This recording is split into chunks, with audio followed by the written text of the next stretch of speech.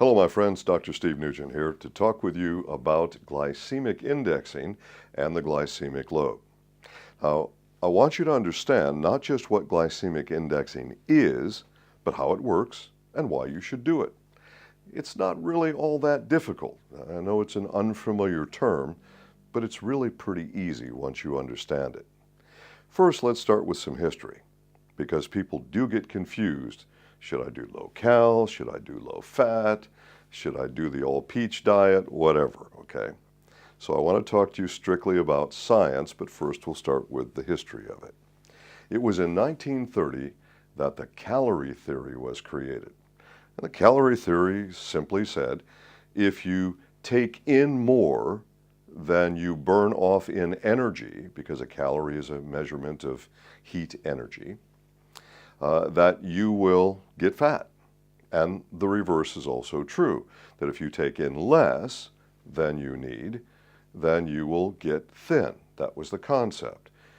Basically, this is correct, but there's a little caveat to that that I'll cover in a few minutes. So yes, basically correct, but when it comes to glycemic index, there is a difference. So the second thing was around 1972, low-fat dieting started to become very popular. Now really the theory with low-fat dieting goes back as far as 1948, but people weren't really doing it then. It was still low-cal. A lot of people think there's some sort of magic involved in fat grams, and there isn't. All you do when you count fat grams is you're counting calories. Because if you look at the three basic types of foods, you have proteins, fats, and carbohydrates. The one that's most calorie dense is fat. So when you do a low-fat diet, you essentially are counting calories in the fat gram. That's the whole idea. The only reason that they came up with low-fat is not because there's some magic around it, but it was an easier way to identify calorie-dense foods. And they thought then that would be an easier way to lose body fat by reducing calories. Hopefully that makes sense. So all these people who think that, oh, fat grams is about cholesterol and fat grams is about this, and it's not about any of that stuff. And in fact, there have been at least 36 studies that I'm personally aware of, probably more studies than that show us that low-fat dieting is typically not very healthy. Why? Because the majority of low-fat foods are high glycemic foods. So you can eat a food that's zero fat that makes you fat. And that's because of the glycemic index, and that's what we come to next. There was a Canadian scientist in 1976 who first did experiments, and he was working with diabetic patients. He was doing research. He was trying to figure out some way to make their diet healthier. And so what he's doing is he's choosing foods that have less sugar or lower glycemic. What he finds is that when he adjusts the glycemic index and the glycemic load sufficiently, that their blood sugar is healthier. Now, later on, this is put together by some other scientists who find out that, you know what? There's a mechanism in the body that decides, and it's a hormonal mechanism, by the way, that decides whether you will store what you eat as fat or burn some of that as energy and store some of it as fat. That hormone is called glucagon. All right, now maybe right now you're saying, ooh, it's already too complicated. It's not. Let's go through this step by step. You eat a food that has a carbohydrate content, not a protein, not a fat. Forget those two groups. You eat a food that has a carbohydrate content. That raises your blood sugar. Now, the higher the carbohydrate content, the more it raises your blood sugar. When your blood sugar goes up, you affect a hormone called glucagon through a hormone called insulin. I know you've all heard of insulin. So your pancreas makes insulin for one purpose: to go after blood sugar that's gone too high, grab it and bring it back down to normal. Not below normal, down to normal. So blood sugar goes up, pancreas makes insulin, insulin goes up, grabs the blood sugar, brings it down to normal is its purpose. In this process, the insulin, when the insulin spikes, what happens now is that a hormone called glucagon is affected. When the glucagon is affected by the insulin, it sends the signal that says, take what I've just eaten and turn it into stored body fat. If, on the other hand, you eat a food that doesn't cause the blood sugar to go up or go up sharply, and doesn't therefore cause your insulin to go up, then the glucagon signal says, take most of what I've just eaten and turn it into energy, maybe all of it, maybe some of it goes to stored body fat, and most of it goes to energy. Hopefully this makes sense to everyone. It's really very simple. It has nothing to do with how much protein you eat. It has nothing to do with how much fat you eat. Absolutely nothing. This is all about the changes in your blood sugar. That's it. And that's the glycemic index. So our goal then is to choose foods that don't cause your blood sugar to rise sharply and don't cause you to have a high insulin response and do not adversely affect the glucagon mechanism. Net result, most of what you eat can turn to energy and not stored body fat. And if you choose your foods correctly, or if you use a true plenish shake, then you could actually begin to burn off stored body fat, or correctly stated, convert stored body fat into energy. You don't really burn fat, but everyone says that. So this is the way the mechanism works. It's pretty darn simple, really. I'll talk to you a little more about foods as we go along, but I want you to understand that glycemic indexing is the right diet for everyone. What you see all the time, for instance, with low-fat diets, there are 7 basic metabolic types. And you will find that with a couple of metabolic types, low-fat diets seem to work pretty well for a long time. And with some metabolic types, the most severe metabolic types, the slowest metabolisms, low-fat diets typically make them fat because most low-fat foods are high glycemic. You see all the time people will say on low fat, and they'll say things like, well, don't eat meat because it's got fat in it. Well, fat is 0 on the glycemic index. Shocking, isn't it? You've been told for 50 years or more that, oh, don't eat fat, that's bad for you. Well, too much fat is bad for you. But right now I'm talking about the glycemic index, all right? Fat grams have 0 on the glycemic index. Protein, 0 on the glycemic index. Only a food that contains a carbohydrate has some rating on the glycemic index. Now let's go to the next step. The amount of protein, the amount of fiber, and the amount of fat affect the total glycemic index of the food. For instance, with the True Plenish shake. The True Plenish shake tastes really good. And it has fructose, that's the sugar that's found in fruit, in this particular case from berries, okay? And so that helps it to taste good and be a natural sweetener. But the index is low. So what you see on the label, you see the word sugar. And you go, oh my gosh, it's got sugar in it. That's bad for me. It does have some sugar from berries. However, when you use the right amount of fiber and the right amount of protein, and there's even a little bit of essential fats in that, when you do that in ratio to the sugar, it lowers the total index. And that also lowers your net load. That's what the True Plenish shake does. That's really important. And you want to do that with the foods you choose as well. All right, now I want you to understand this. A calorie is a calorie, yes.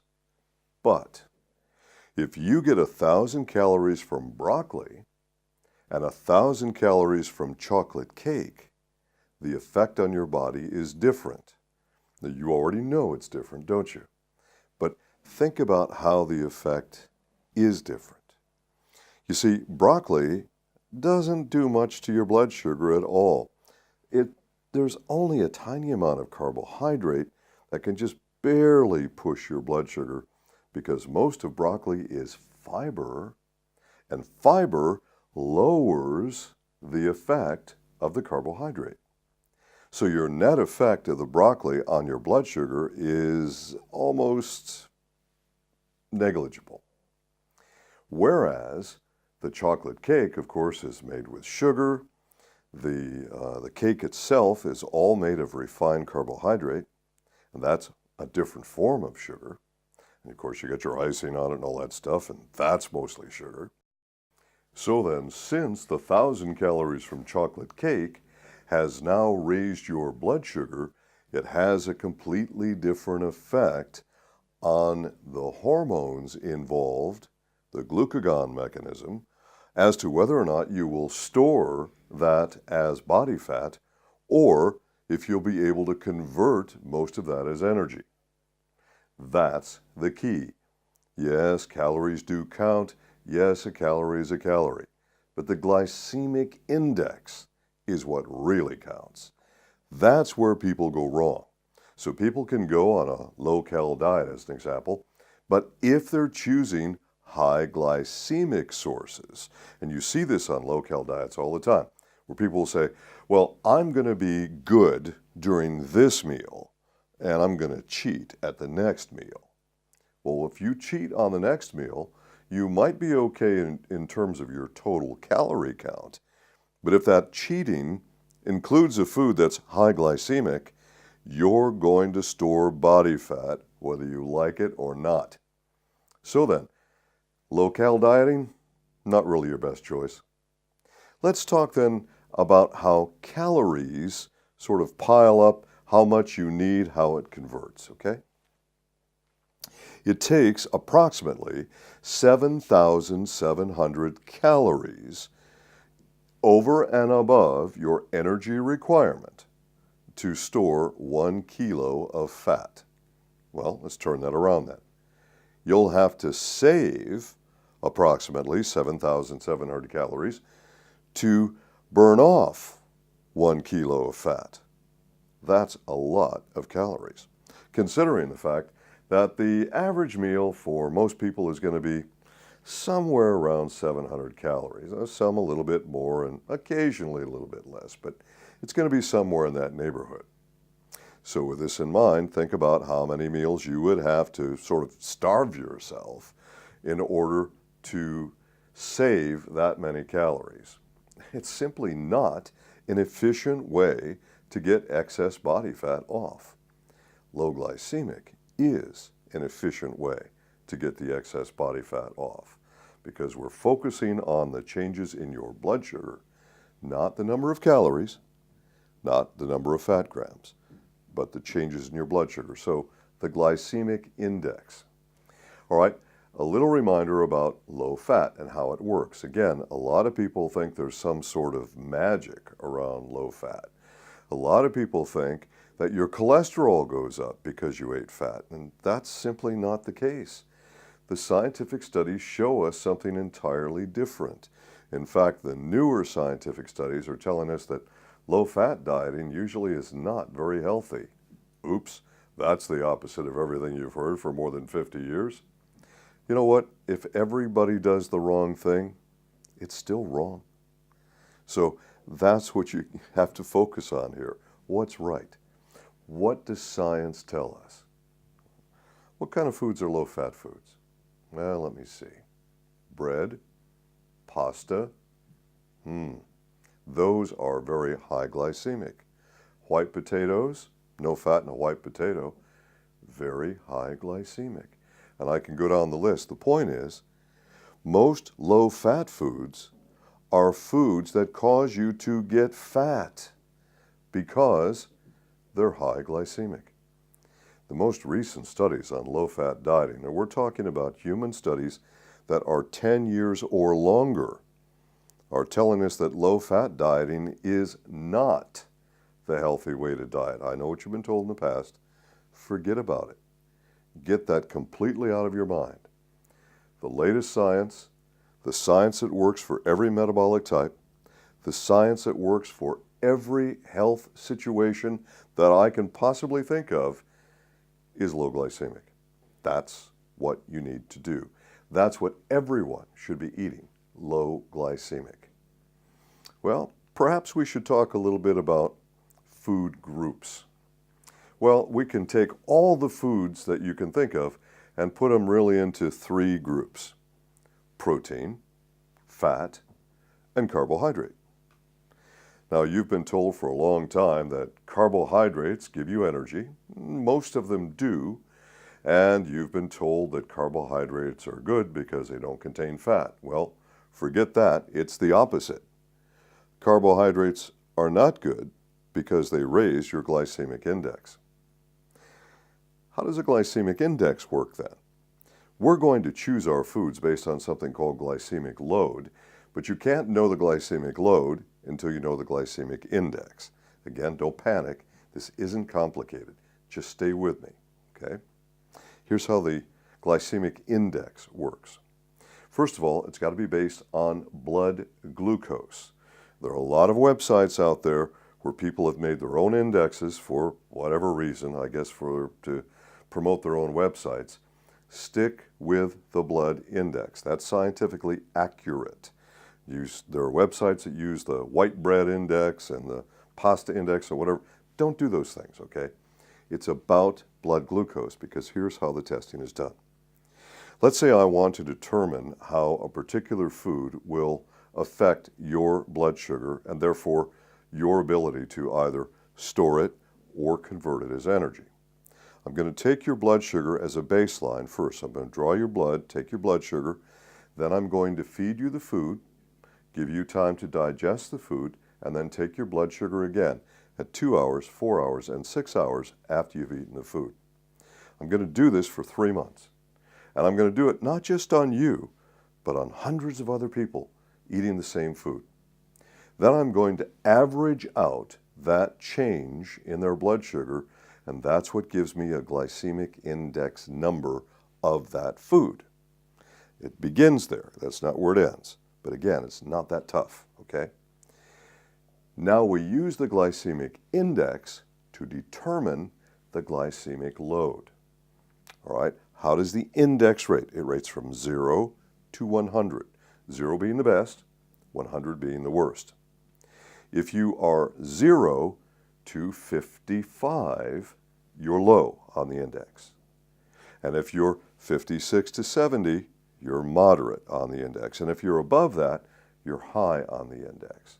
Now, in the old days, before we had all the new glycemic load information, people did the index alone, but now we know that the load is far more accurate than the index. So, once you've established the index of the food, now you can create the load, because now you know how to calculate it. This is super important. So then, you calculate, for those of you who need the math, and I know most of you are going to say, don't give me the math, just tell me what to eat. Well, we'll do that too, all right? But some of you need the math, all right? Here's what you do. You take the number of carbohydrate grams per serving times the glycemic index that we've now established of that food. You divide that by 100, and that gives you your glycemic load number. That's really not real complicated math, but you don't want to have to do that every time you sit down to eat, do you? You don't want to do that. Oh, let me see. Let me calculate before I put this one in my mouth, okay? You don't want to do that. So there is an international table which was completed in 2008. This is published science. This is done by the top researchers in the area of glycemic indexing and published through a diabetologist organization. So this is good science. 2008 is the most recent table, and that table has, the last time I looked, had 1,879 foods. You know, if you look at this table and you can't figure out what to eat after that, I'm not sure what to say to you. But I'll give you a different way to look at it, just in case.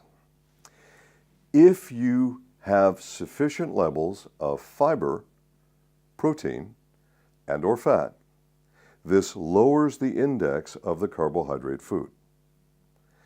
Now, you can use some common sense, I hope, to choose the right foods if you don't want to do the formula, or you don't have immediate access to the table, or you're unfamiliar at this point with how to do it. Protein, remember, is 0. Fat, 0. Fiber, 0. But fiber is often attached to carbohydrate. So you have to weigh this out. Now, some of you are going to say, but I want to eat all the bread in the world. Well, then you're not going to succeed. It's pretty much that simple. Some people are going to say, but I have to eat some bread. Well, you can eat some bread. Do this within reason. And remember, it's the fiber that counts. The more fibrous the bread is, the lower the index. The heavier that fiber is, the lower the index. Okay? Now, there are breads available in different countries by different brands and so on. Something you could look up on the internet. It may not be available in your country, or it may. Who knows with commercialism.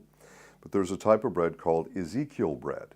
And this is made with a biblical recipe, hence the name, and was created by a minister who, by the way, was a Manatech associate, just coincidentally. And this bread is low glycemic. Now, it doesn't have any kind of modern preservatives in it. It doesn't have anything in it that's modern. This is basic, whole, heavy, fibrous grain made into a bread. It's a heavy bread, very heavy, okay? But the index is low. And you know what lowers the index a little further? Common sense. Fat is 0 on the index, right? And fat then helps to lower the index, correct? So then if you put some butter on the bread, it actually helps to lower the index. U.S. Department of Agriculture spent $1 million to do a test to find out if butter was harmful, if butter raised cholesterol, all that sort of thing, the nonsense that people have been taught for so long. Guess what they found out? Butter's better. Yep, you're better off with butter than you are with margarine, proven by scientific study. Folks, the more natural the food is, the better it is for your health. Shouldn't that be common sense? And of course, if you look at a stalk of wheat out in a wheat field, you see it's very, very fibrous. But white bread isn't very fibrous, is it? Because that stalk of wheat has been refined to such a point where it's nothing close to its natural state. And really, that's one of your important rules for glycemic indexing, is to eat food in its natural state, wherever possible. Understand, wherever possible. Sometimes you can't eat food in its natural state, but as much as you can. So, if you're going to consume something like bread, I personally don't eat bread at all anymore, 0, none. Why? Because it's high glycemic. Now, sometimes on the road, every once in a while when I'm traveling, I have no choice, and there's simply no food except some kind of bread with something slapped in between it that's supposed to pass for meat, I suppose. And sometimes you do, okay? But when I can control my own dietary intake, whenever I have complete control of the choices, I don't eat bread at all. I don't eat pasta at all. Oh my God, yes, that's what made you fat. Life is full of choices, folks. You're going to have to choose. Now, is there such a thing as low glycemic pasta? The answer is yes. And for some of you, you'll be able to do that and still lose body fat. My metabolism is so slow, I can't cheat. I can't get away with it. Well, you're the one who knows. Only you can know that. And you're going to have to figure that out for yourself. You can eat protein, much as you want.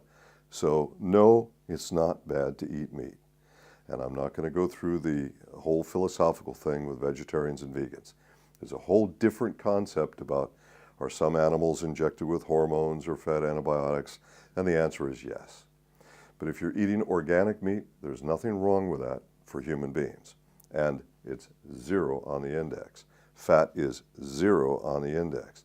Fiber is 0 on the index. And the more you add those to whatever your carbohydrate food is, the lower the load on your pancreas. The lower that net load is, the faster you're going to lose body fat. That is your key. So you're going to want to consult our educational materials. Very soon, I hope to have a new pocket card available for all of you, and it sort of expands like an accordion kind of thing. I've set up this card on the glycemic load tables, so it names the foods for you, and I've colored the card like a traffic signal, because around the planet, everyone knows how a traffic signal works. Red means stop, don't go there. So when you see a food on that card that's in the red area, just don't eat it. That's simple, isn't it? Now the yellow foods, some of you, your metabolism is a little healthier, a little faster than mine perhaps, and you can eat things in the yellow zone. That's like the traffic signal. Caution, think about it before you go. Should you slow down, should you speed up? That's your choice. And of course, green means go. You go for it. Those are low, those are safe. Now on your glycemic load table, the way the numbers work, 0 to 10 is low. That's green. That's go. Go for it. That's fine. Now when you go between 11 and up to 20, you're in the moderate range. Now you're in that yellow zone, okay? Some of you can get away with that, some of you can't. That would include things like low glycemic breads that are very heavy in fiber, which, by the way, if nuts and seeds are added to the bread, that lowers the index even further. And low glycemic pastas, and yes, there are some. And so that's in the yellow zone. And then, of course, in the red zone, that's anything above 20. Folks, if the load is above 20 and you want to be healthy and you want to lose body fat, don't eat anything with a load above 20. And here's one that's going to make you unhappy, okay? White potatoes. The typical average white potato is going to come out with a load around 33. Oh my God, you say, I love white potatoes. And you probably really love them if you've got a lot of excess body fat, okay? White potatoes are great cattle feed, but you shouldn't be eating them. Oh my God, but I love them. Life is full of choices. You're going to have to choose. And someone right now is watching this video saying, but what about if the skin is purple, or if the skin of the white potato is red, or if the skin of the white potato... It's not about the outside of the white potato. It's about what's inside of the white potato. And is it true that the glycemic load is a little bit different between a purple-skinned potato, a red-skinned potato, a brown-skinned potato? Yes, it is. 1 or 2 points, it's still above 20. Don't eat it. End of story. You don't eat it if you want to succeed. Now, can you still eat a potato of some type? Yeah, you can. Now, this name is not used in every country, so I'm using this as an American, and in a lot of countries, it's the same name. Sweet potato. Sweet potatoes are very fibrous, very fibrous. That's the key. Sweet potatoes are sweet. They're sweeter than a white potato. For some people, they're more fun than a white potato. You can put real butter on them, not brown sugar, okay? But a lot of butter on them if you wish. But it's that fiber in there that lowers the total index.